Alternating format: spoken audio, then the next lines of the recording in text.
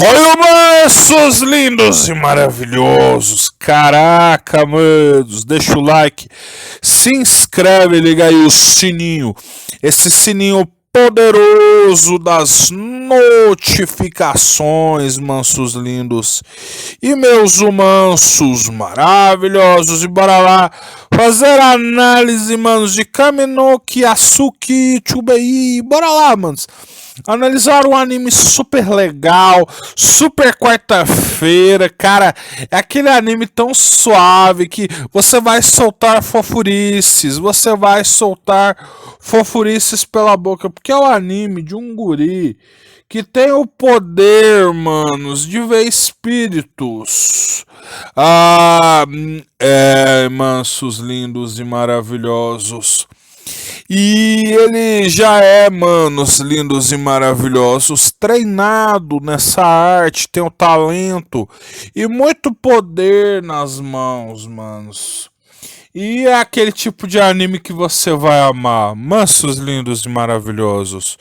E tudo já começa com o nosso querido Minato, não aquele Minato, esse Minato, um jovenzinho recebendo de seu avô ali alguns ensinamentos que se vê os espíritos roubando seus doces, dão para eles.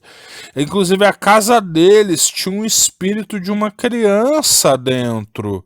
Algo que faria qualquer criança com o mínimo de sanidade se borrar nas calças. E ele ensina que aquilo era uma coisa boa, que ele teria um poder super bacana. E temos um time skipzinho parecendo que o cara tá chegando no Vale do Orvalho de Stardew Valley, manos. Ai, que delícia. Chegando ainda no busão da Pan. Cara, ele chega num vale lindo pra uma casa que eu não sei se ele vai vender, se ele herdou, mas uma casa que ninguém quer comprar. Ele parece que é um agente imobiliário ou coisa do tipo. E vemos que o tempo foi até gentil com o Prota, ele ficou até bem, com o visual até bem enxuto. E chega a um lugar super tranquilo, super de boa pra ver essa tal casa. E nem percebe que tem grandes poderes, provavelmente de exorcismo. Que tudo que ele escreve, manos, mesmo coisas aleatórias, os kanjis dessa palavra se tornam como runas, tem grande poder para exorcizar monstros, construir barreiras. O cara é muito melhor do que aquele professor da escolinha de yokais e tudo mais. Encontra, sem querer, com uma equipe de exorcismo, a lá, como é que se fala, aquelas organizações paramilitares que se metem nessas encrencas, ele chega na tal casa e já começa expulsando o demônio sem nem ver e fica super brabo porque ele escreve as coisas no papelzinho, pequenas plaquinhas, emblemas, que é uma coisa mais japonesa, e as letras somem, ele nem percebe, e que inclusive até um dos seus papelzinhos voou lá pra montanha. E caraca, quando bateu numa casinha de um deus que estava com problemas enfraquecido, de um espírito da montanha, quando o papelzinho bateu, ele expulsou o espírito maligno e libertou o grande deus dessa situação, o grande deus da montanha. E com isso, mansos, lindos e maravilhosos, nosso prota vai arrumando a casa na tranquilidade, percebendo que vários presentinhos estão sendo deixados para ele, até inclusive ia arrumar o jardim, mas estranha que presentes misteriosos estão aparecendo na casa. E vemos que alguém, um tipo de cachorro, tá monitorando ele e tudo mais. Ele até conhece alguns, provavelmente entregador ou jardineiro local, né, manos? Que ele tá ali batendo um papo, coisas e tal. E né, mansos lindos e maravilhosos, ele até lembra e percebe que os presentinhos estão vindo. Cara, essa imagem é muito material, memes, né, manos? Da menina deixando um trenzinho ali pra ele e tudo mais. E com isso ele percebe que são espíritos, deuses, que estão deixando esses presentinhos pra ele. Então ele vai comprar uma oferenda pra deixar e tudo mais. Só que aí, manos, assim, sem frescura, aparece o tão poderoso Deus da montanha, né, manos? Aparece ali na montanha E caraca, mano, ele é tudo de bom, Buds. Ele é a coisa mais linda, maravilhosa. Esse cachorrão lindo da porra que vai ser o peludão feral da temporada. Ai, manos, quantos rentais esse bichão não vai ganhar? Ele é o grande papito da temporada. E já chega se apresentando e ganha ali a oferenda do cara, que logo percebe que tá lidando com uma divindade todo respeitoso. Ele oferece as oferendas e explica que o cara o ajudou a expulsar demônios, que ele estava expulsando espíritos do local, e nem ele estava entendendo, e ele percebe esse poder misterioso que ele tem, que tudo que ele escreve serve para expulsar demônios e tudo mais. E o cara vai se aproveitando para ganhar ali as oferendas, para se fortalecer através da crença do próprio cara por tratá-lo com um grande respeito. Ele explica partes do seu passado, que ele fazia plaquinhas pra casa onde ele morava, e um cara queria essas plaquinhas. Ele é tipo um ferreiro único ou coisa do tipo.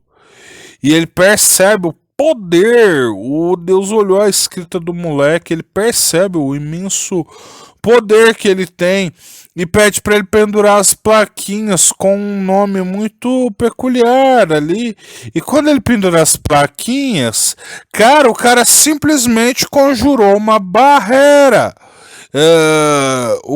O carinha simplesmente conjurou um cubo perfeito, uma zona anti-seres do mal. E o Deus cachorrão começa até a brilhar pela crença dele. Ele até faz uma oração de agradecimento com as mãos póstumas. E o cara simplesmente ligou a divindade. Ele tá recuperando as forças, os poderes, com a ajuda do nosso querido protagonista, que durante os seus passeios pela vila encontra com a equipe de exorcismo e tudo mais. O cara que estavam dando trabalho para exorcizar alguns espíritos, um escapou da emboscada deles. Ia direto no Minato, só que simplesmente ele foi destruído pela... Não era nem pela Rona, pela escrita da lista de compras do papelzinho dele. E é claro, esse cara vai na casa deles. Inclusive, manos maravilhosos, o Deus Cachorrão até usou os poderes dele para restaurar o jardim do cara como agradecimento, provavelmente, né? Provavelmente ele vai fazer daquela casa o seu domínio divino. E ele fica menorzinho conforme ele usa os poderes. E mano, fofura em doses fofurais. O cara ainda me traz. Mano, só fofuras. Ele fez clones. Só que eles eram tipo doninhas.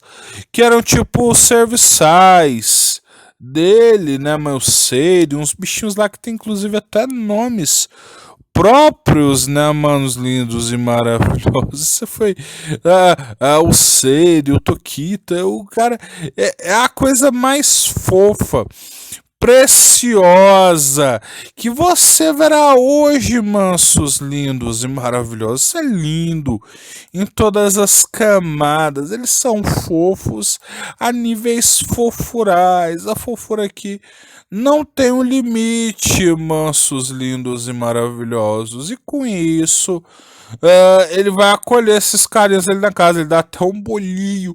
Os bichinhos é menor que o bolo. Que coisa fofa. Ai, a dose de fofura aqui chegou a níveis cavalares. Ai, o açúcar no sangue tá lá em cima. E com isso, né, mano, está se estabelecendo uma relação muito bagunçada. Os bichinhos do milho com a barriguinha cheia, bedurido. E é claro, a equipe de exorcismo, aquele carinha, chega lá na casa dele e já percebe a potência da barreira. Ele criou um território divino na casa dele e tudo mais. E descobre sobre os poderes do protagonista e pira, e percebe que ele tem habilidade, pede para comprar alguns talismãs dele, achando que ele é um xamã ou um sacerdote, mas ele descobre que só a escrita comum do cara já produz esses talismãs poderosos, inclusive desenha até mesmo um pentagrama na mão do cara antes de despachá-lo da casa dele. E inclusive o cara até pagou por esses talismãs, explica sobre os poderes e tudo mais. E o cara vai meio desconfiado, meio triste, porque não conseguiu resolver muita coisa. Só que ele vai acudir os companheiros dele que estavam ferradaços, ferradaços em uma emboscada que não conseguiria expulsar aquele espírito maligno gigante. Só que ele simplesmente foi destruído pelo pentagrama que o cara criou.